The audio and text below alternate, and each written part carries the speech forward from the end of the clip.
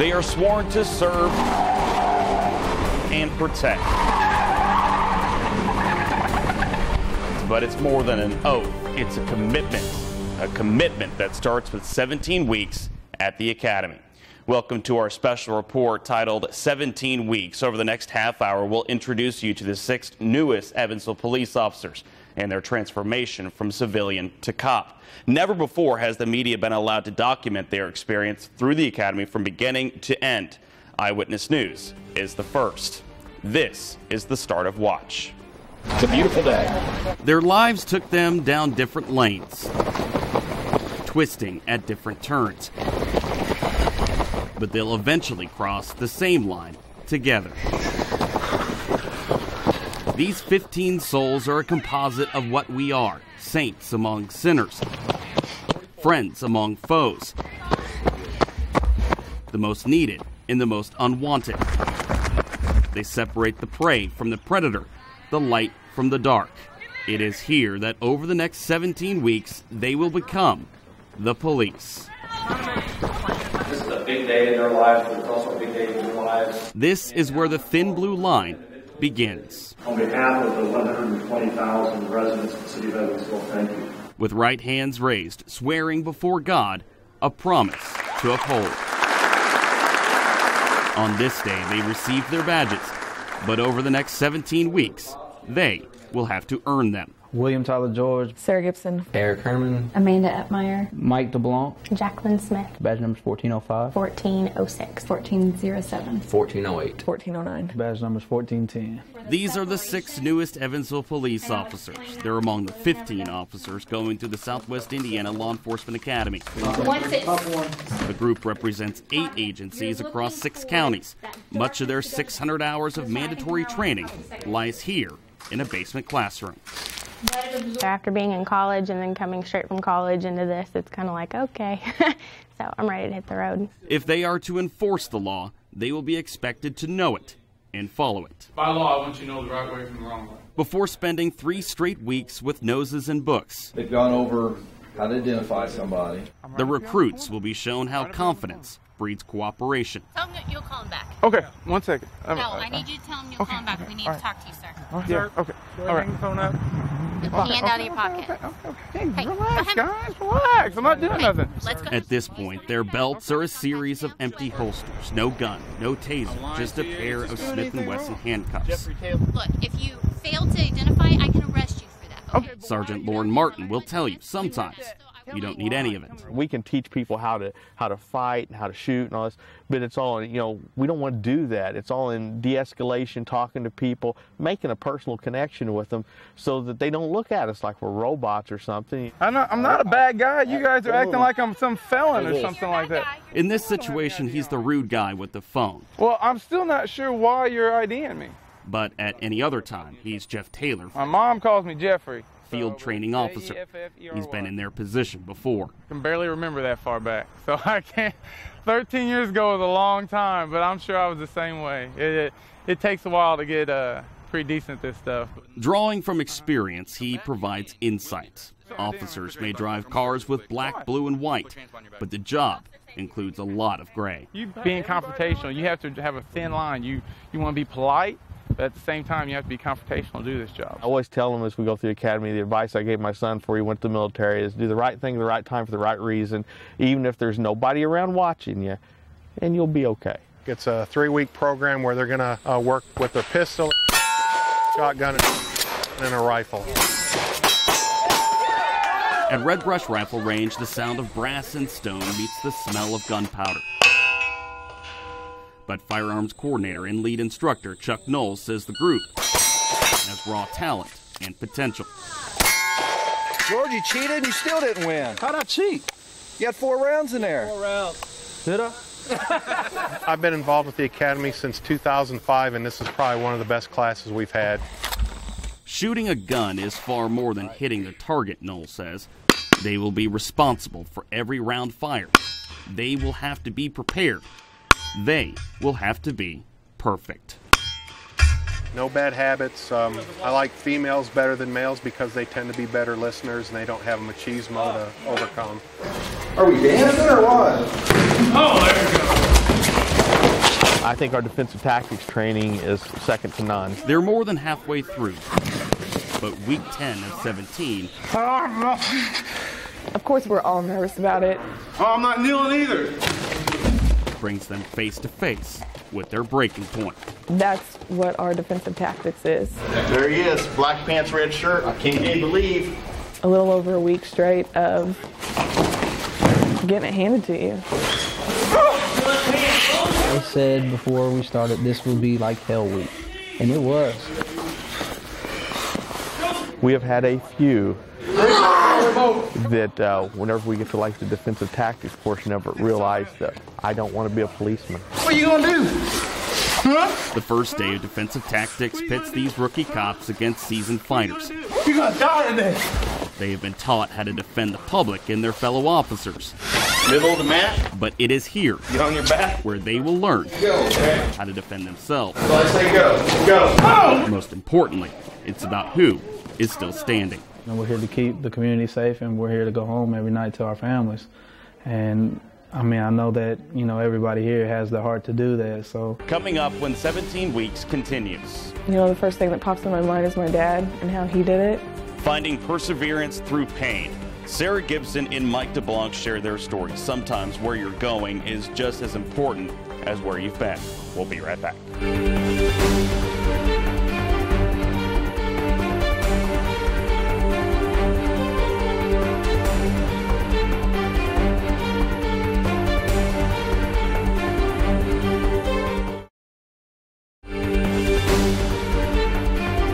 Welcome back to 17 Weeks. One of them played semi-professional basketball. Another one was a circuit design specialist for a communications company.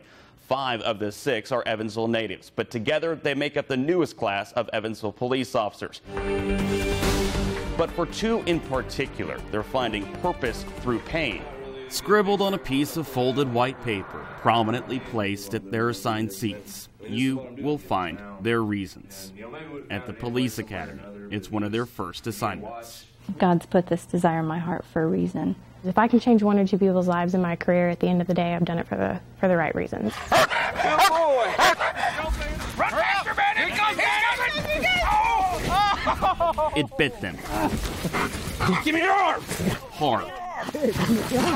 For the 6 newest Evansville police officers, the purpose for their pursuit did not let go easily. My dad is William George. My dad works for the Sheriff's Department for 28 years. He's a chief of police in Princeton right now. Not only make a name for myself, but also live up to my father's name. Some were born into it. Others, like Amanda Epmeyer and Mike DeBlanc, were driven to it. Oh, you jerk. Keep going. You got one more. You jerk. We had more people getting in trouble by the law in our family than actually wanting to be the law. In fact, one that literally just got out of prison. I've been there, I've done that, I've seen that. Driver, put both hands outside the vehicle! The purpose of life is a life of purpose. Put your hands in the air! 17 grueling weeks begins their careers. You got a gun, gun! Enduring it shows it's more than a calling. Well, put him up! Blessed to get the call. I wasn't expecting to get a phone call. Smith, I need to talk to you. You know, I really didn't question it. Immediately burst into tears. It was emotional for me. Officer Sarah Gibson, 28 years old, mother of 1. On the day she received the call, her heart was touched. 1 second, sorry. 22 years after, it was broken. I turned around and went to my mom's work. She saw that I was crying, so she thought something happened. And we went to the bathroom, and I told her, and we both just overwhelmed and joyed and happy for the moment. Being a middle child, Gibson had to compete for attention. But this daddy's girl always won. Apple in his eye. James Duke Gibson II was more than a dad and more than a cop. He 3 days a year is her purpose. I kind of become an introvert. I prefer to be by myself on those days. February 6, 1992, the sky fell at 9:48 a.m. A C-130 military aircraft led the parade. A rising tide of fire and smoke swallowed the Drury Inn, trapping dozens inside. 18-year veteran officer Duke Gibson went inside. 18 days later, he was gone. Duke Gibson put the lives of strangers above his own. and was honored posthumously with the Gold Merit Award. His widow accepted it on his behalf. My mom's my rock. She is physically, mentally, emotionally strong in every aspect, and I strive and hope every day that I can be like her. With the strength of her mother and the bravery of her father, Gibson has found purpose through pain. The way he handled his stress and went on with things, I admired it. I wanted nothing more than to be like him. Ready? No, I don't have to be. The physical training requires drive. Okay, open your eyes, open your eyes. Open your eyes. Oh, shit! Let's go. The defensive tactics requires determination. And the 10 exams in 17 weeks requires diligence. Just spray it on my eyes. Yep, spray your forehead, spray your eyes, spray wherever it hurts. But as far as Mike DeBlanc is concerned, terrible. He's just happy to finally be here. I applied for Evansville Police Department alone for 10 straight years. For 10 straight years, he sought these 17 weeks. Go. Drop it in. Each flip of the calendar, a 22-page application, physical and written test, plus 2 board interviews. There was the blind hope and bitter letdown. I asked myself, I was like, what am I going to do if this police department doesn't work out? And I didn't have an answer. Some would have stopped after 2 times, others after 3. But DeBlanc knew he had to keep trying for just one reason. I think if it was just me, I'd probably found something else and been content with. But since, I kind of took it to heart that I'm going to do it not only for me, but for him as well. Private First Class Darren DeBlanc received the Purple Heart on April 12, 2005. It was an IED that sent shrapnel into his arm and leg. Before Darren returned to duty, former Defense Secretary Donald Rumsfeld honored his sacrifice. But 3 weeks after this picture was taken, 4 of the soldiers would be dead. Ready? Hey. Ready? Mike was a pallbearer at his brother's funeral. He was actually the first Evansville resident to be killed in action. So, he was my best friend. And I do think that's... And his whole thing was, he went to the Army, and he wanted to come out, get his college, and join the Evansville Police Department. And, we talked about it. That's what we wanted to do. And so, as the years went by, after he died, I applied, not get on. And I was like I said, I thought every year, why am I doing this? And I think that's a big reason why I kept doing it. Because he would love to, and he couldn't. Losing a loved one is a different kind of pain, sharp as a razor's edge, never to be dulled with time. It's the sting you live with, but never get used to. It can be pinned in a box or pressed in an album. If it doesn't break you, pain can shape you. I think about my dad a lot and what he would think. I try to imagine what his words would be, what his excitement would be. Gibson and DeBlanc's losses were different, one while protecting his community, the other while protecting his country. The promise to serve and protect is a testament to how far they've come. What happened afterward is an appreciation for how they got there. At the end of my day, I went to visit my dad and shared with him my news. First thing I did after we got sworn in is I went to the cemetery. Told him I did it. Granted, I wish he was here. But I still felt like he was there. Coming up when 17 weeks continues, the dangers of the job are real, but the value in what they do is too. That story coming up after the break.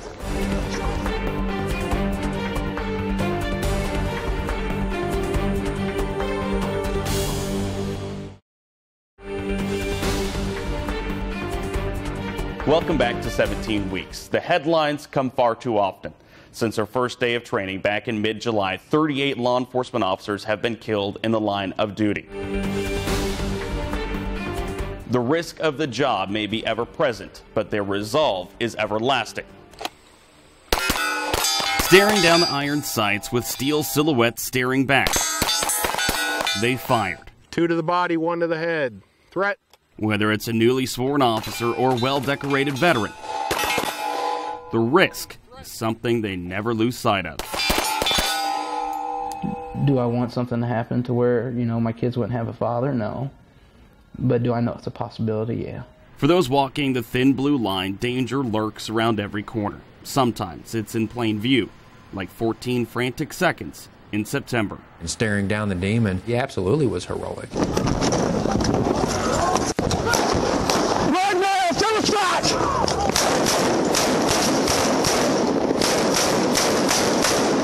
Body camera videos like this one are a part of the sermon when the instructors preach the dangers of the job.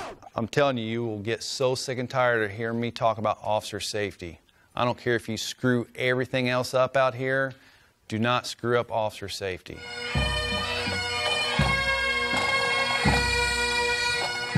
The final call has been answered too many times. With honor, integrity, and distinction. Unit 139 Adams is out of service. He has gone home. According to the National Law Enforcement Officers Memorial Fund, 106 officers were killed in the line of duty from November 6, 2013 to November 6, 2014. That's a 25% increase over the previous year. 43 officers were killed by a gun in that time period. That's a 65% increase from the 26 deaths the year before. Despite these startling statistics, it's not the leading cause of death. We lose more law enforcement officers to traffic collisions than we do felonious assault. From 2004 to 2013, more than 640 law enforcement officers were killed as a result of a traffic-related incident. That exceeds the number of officers shot to death by nearly 100. And just by the sheer number of hours we spend behind the wheel, things can go bad in a hurry. That's why emergency vehicle operations training is such a critical part of the academy. We want them to keep their head up and look down the road, and that's all part of this. That's just baby steps. We're going to gain some speed through here. We're going to have to slow it down before we make this curve. Turn it. Whether it's behind the wheel or behind the sights, they've chosen a dangerous profession.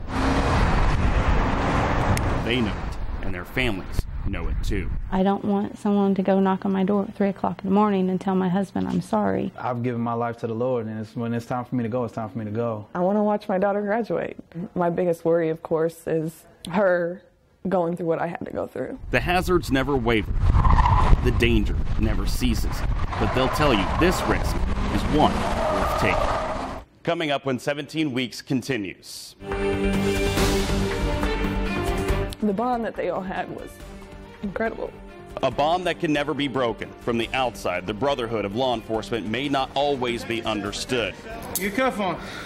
Good job, bro. Be careful. All right. But you know it when you see it. Our final segment coming up after the break.